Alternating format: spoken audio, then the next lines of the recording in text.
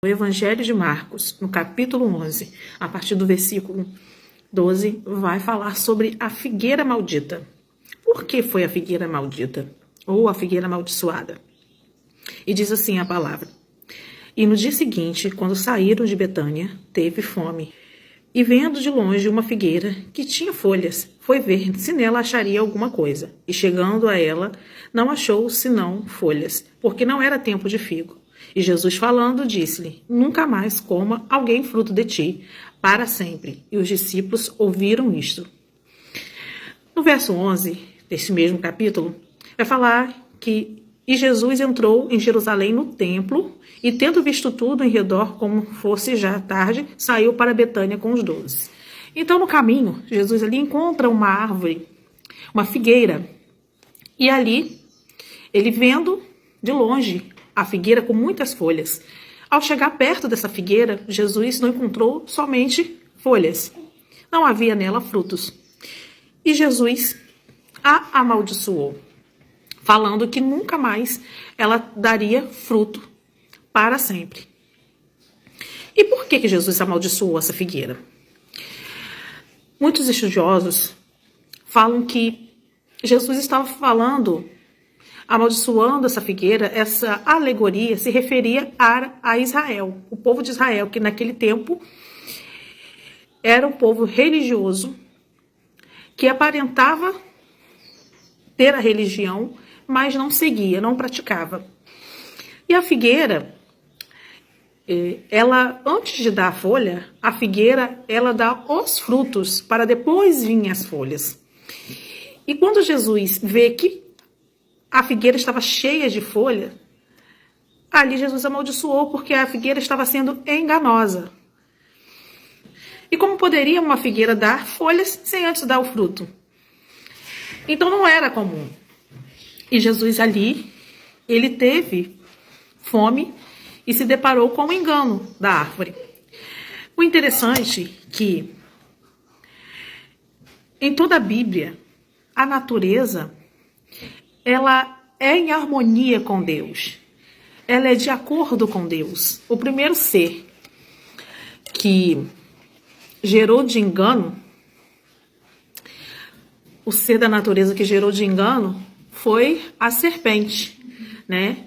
Que o inimigo se apossou da serpente e ele usou a serpente para enganar Eva. E ali Deus amaldiçoou a serpente, dizendo que nunca mais ela iria andar, iria se rastejar, ia comer o pó da terra. Essa foi a sentença para a serpente no jardim. Ela foi amaldiçoada por Deus, por ser usada na prática do engano, que o inimigo usou a serpente para enganar Eva. E aqui vemos a figueira, quem tentou enganar Jesus, né? A figueira produziu folhas sem ter frutos, né? Que não era o costume da figueira. E Jesus também amaldiçoou a figueira. Se pararmos para ler as Escrituras, quando Deus pede a Noé que colocasse os animais, os ferozes, selvagens, os domésticos, os peçonhentos, tudo dentro da arca, os animais, eles obedecem a Deus e entram em direção à arca antes do dilúvio acontecer. E ali, os animais são obedientes a Deus. Eles não causam nenhum dano a Noé e sua família. Os animais ali são obedientes ao Senhor. E ficam 40 dias e 40 noites dentro daquela arca. E vimos que a natureza, ela é obediente a Deus. Outra prova disso, a gente vê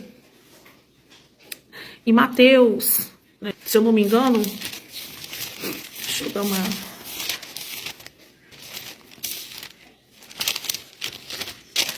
Em Mateus, no capítulo 8, no versículo 23, vai falar da tempestade apaziguada, naquele momento em que os discípulos estão no barco e o mar se levantou com uma tempestade, e as ondas e o vento batia aquele barco para lá e para cá, e os discípulos tiveram medo e clamaram ao Senhor para que socorresse eles.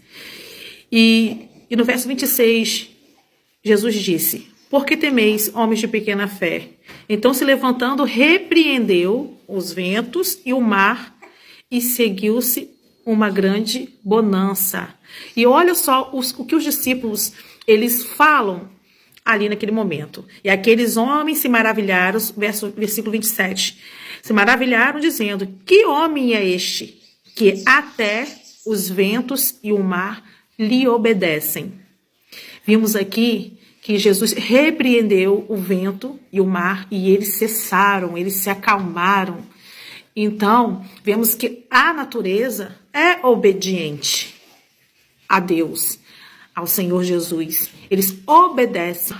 A Bíblia também fala sobre o mar, que Deus pôs o limite no mar, para que o mar não avançasse. Deus que pôs o limite no mar, estabeleceu o céu, firmou, deu firmamento ao céu, as estrelas, a lua se põe, nasce todos os dias, porque obedecem a Deus.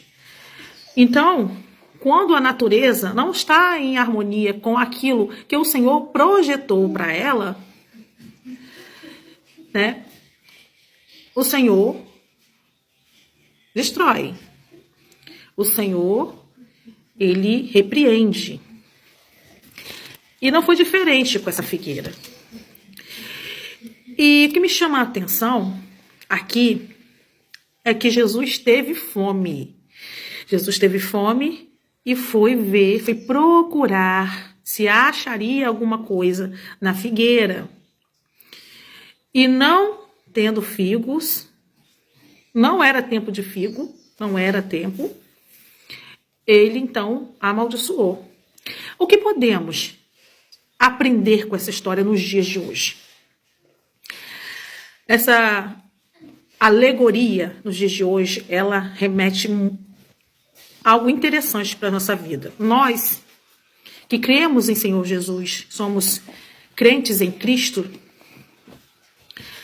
nós não devemos ser como essa figueira maldita, que aparenta ser uma coisa, mas não produz o fruto que deveria produzir. Vou explicar melhor.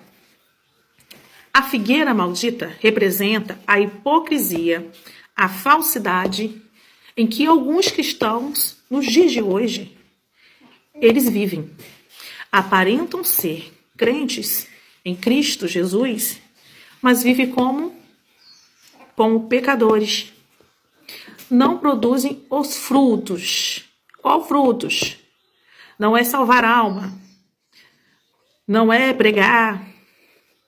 Não é cantar em cima de um altar. O que seria frutos a ser produzido pelo cristão? O fruto produzido pelo cristão é o fruto de justiça. É o fruto do Espírito Santo. É o fruto do caráter de Cristo. Frutos de caráter de Cristo. Fruto do Espírito, fruto de justiça. Né? Todo cristão deve produzir frutos. Então, nós cristãos somos comparados a árvores. Vemos lá em Isaías, vemos em Salmos, né, que somos como árvores. Né? No Salmos 1, no versículo 3, vamos ver o que está escrito em Salmos 1.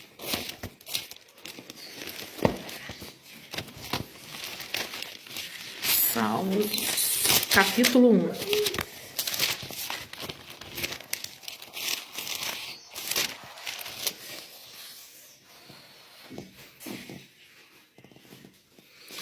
Pois será como árvore plantada junto ao ribeiro de água, a qual dá seu fruto no seu tempo, e as suas folhas não cairão, e tudo quanto fizer prosperará. Plantada junto ao ribeiro. O que significa o ribeiro? O ribeiro significa o Espírito Santo e a árvore são os justos.